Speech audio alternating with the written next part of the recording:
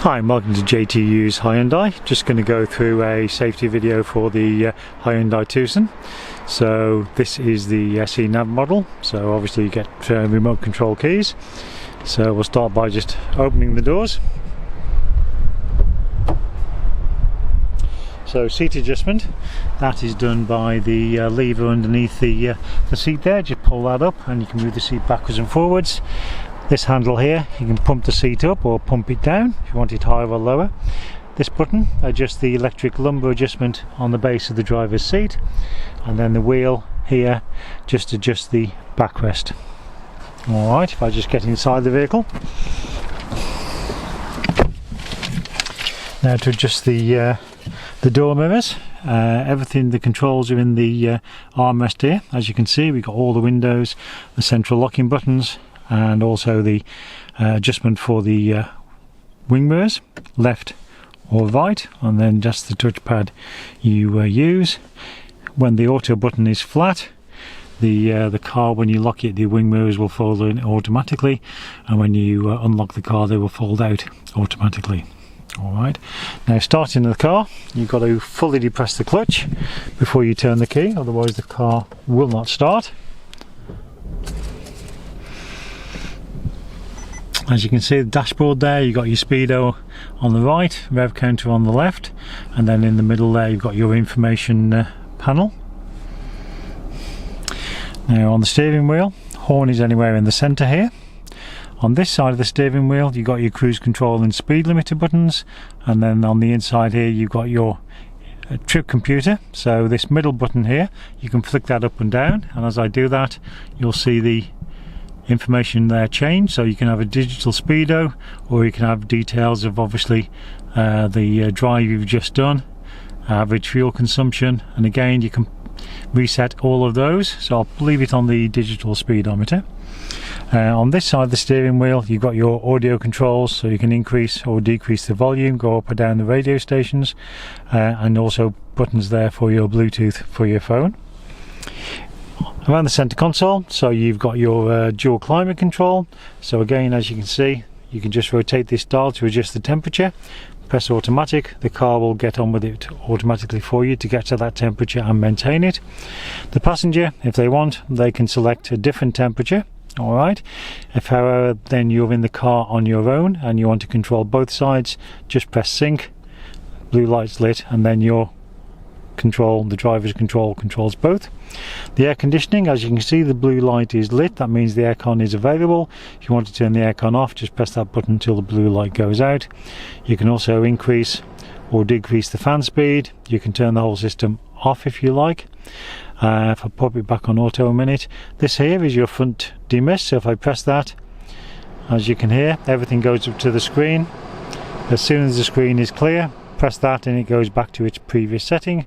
And this button here is for your heated rear screen and your heated door mirrors. A couple of power sockets below that with an auxiliary input and also a USB. Now the gear selector is the manual 5-speed, reverse, just a little button there you pull up, little collar pull up across and forward, and as soon as you select reverse, your rear parking camera becomes active and also your rear sensors. Now the buttons by the gear selector is your steering, so you can have that in sport mode or normal mode. Okay, all that does is adjust the assistance given to the steering wheel. It doesn't do anything else to the engine or suspension or anything like that. On sport mode it just gives the steering wheel a bit of a firmer feel. Got downhill brake assist, which is very similar to Land Rover's hill descent. So if you want to engage that, just press that button, and as you can see, it comes up on there to let you know you've engaged that. Stop start. Now the stop start technology on this car is on by default. If you wish to turn it off, you have to press that button so the blue light is lit, but every time you start the car it will automatically default to on. And this button here is if you want to turn off the parking sensors. So for example, if you're towing something and want to turn the parking sensors off, that's what that button is for. On the media system, so as you can see at the moment I've got the map and the radio is off, AV off. So this is the home screen. Okay, if I just turn the radio on, as you can see, shows you on there. If you don't want the radio full screen, by just pressing the box, it will expand it to full screen. Would do exactly the same if I pressed in the map box. That would expand it to full screen. So to tune radio stations in, you can just go to list and obviously move up and down. So if we go to radio 2, favorites, press and hold, there we go, and this return arrow gets you back to your previous screen. So you can do that for as many stations as you like. So again, we'll have radio 4 as well, and then also what we'll do is we'll go over down to Radio Shropshire, into favourites, press and hold, there we go. So those are your favourites. So once those cars are stored on your favourites, by using this button here, you can go up and down your favourites. There we go, I'll leave it on Radio Shropshire. I'll just turn that off. Okay, so that's obviously gone back to the home screen. So if I go to map, I can press either the map or the map button there, and it will go to full screen. Set a destination, we go to nav, addresses. You've got all of Western Europe on the car, so I'll select the UK because obviously that's where we are at present. There we go, and then obviously it's all 7-digit postcode, so you just enter that in, follow the prompts on the screen, and obviously then it will direct you via voice, and also it'll show you in blue the route on the map. That return arrow again gets you back to your previous screen. Okay, so if I go back to map, this little button here where it says nav and the speaker icon, if I press that, guidance will be you can adjust the volume, and then once you've adjusted the correct volume, just click out of that and that will disappear. This button here, if I rotate that, you can zoom in or zoom out on the navigation screen. Okay, so that's quite useful, and obviously you get the speed limit displayed there of the road that you're driving on. Okay, this little house here, this little icon, if I press that, it again takes you back to the home screen. So if I press the all menus now, that takes you into all the other menus on the system. So you've got your Apple CarPlay and Android Auto, so when you connect your phone, those will come into play.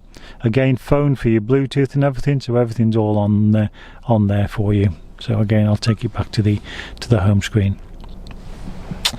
Now the lights will come on automatically when the doors are open. However, if you want them on individually, you just press the buttons up. You've also got your sunglass holder. And coming back to around the steering wheel now, we've got your left hand stalk is the indicators and the lights. So if you give it a quick flick, it'll do 3 indications and then cancel. Your lights are on the twisty bit on the end, so you've got an automatic setting on this, so obviously put that in automatic and the lights will look after it themselves. However, you can override it, so you can turn the side lights on. There we go, let me just turn the fog lights off. So that's your side lights. That's your headlights, full beam, push it away, bring it back towards you to cancel, full beam. Your front and rear fog lights are on this inner band here, and again, as you can see, the indications come up on the dashboard when they're on, and you just turn them up and down to turn those off. So I'll just pop back to automatic. On the right hand stalk, you've got your wipers, which again have an intermittent setting, so you have short interval or long interval. And again, twisty bit on the end is your rear wiper. So to wash the windscreen, pull it back towards the steering wheel. If you want to wash the rear, push it away from the steering wheel. Now down here, you've got your headlight levels. Normal setting is 0. It's only if you need anything, if you've got anything really heavy in the boot, that you would need to adjust that. This plus and minus, all that does is adjust the illumination level of your dashboard. And this is your lane departure. Now this is again on by default. As you can see, when I started the car, you've got the symbol up in the top there which shows the lane departure is on. So if you press that button, that turns the lane departure system off. So again, you can play with that, you can turn it on and off as you drive. And adjacent to that, you've got your stability traction control. Again, great safety aid, should be no need for you to turn that off. Now if you do need to adjust the steering wheel, there's a little lever on the left hand side here, just fold that down, you can move the steering wheel up and down, and then obviously just remember to tighten it back up before you drive away. Alright, and again in the glove box there you've got all the handbooks and all the lock and wheel nut key all in there. Now just have a look at the exterior of the car. So if you want to have a look under the bonnet, then the bonnet release is there close to the steering wheel. Now your fuel filler cap, that is on the passenger side of the vehicle, and as long as the vehicle is unlocked you don't need to do anything else other than press it, and then it pops open, and as you can see it's all tethered, so you just unscrew. This particular car is unleaded petrol, so you can just pop the unleaded in, tighten it back up, and then obviously close it. When the car's locked, that's locked as well, so you can't get in that when the car is locked. In the boot again you've got your tonneau cover, and then under the boot floor you've got your space saver spare wheel and tools. And the rear seats, 60-40 split rear seats, so 3 full seat belts across the back. So the handle to release the rear seats is this one here, so you can pull that up, and obviously as you can see it folds down automatically. Then when you want to put that into position you have to pull that up, and then you can move it into the position, and as you can see it stays more or less upright, and you can actually recline the rear seats slightly for longer journeys and that as well if you wish. There we go. So I hope you found the video useful, and we look forward to seeing you. Thank you.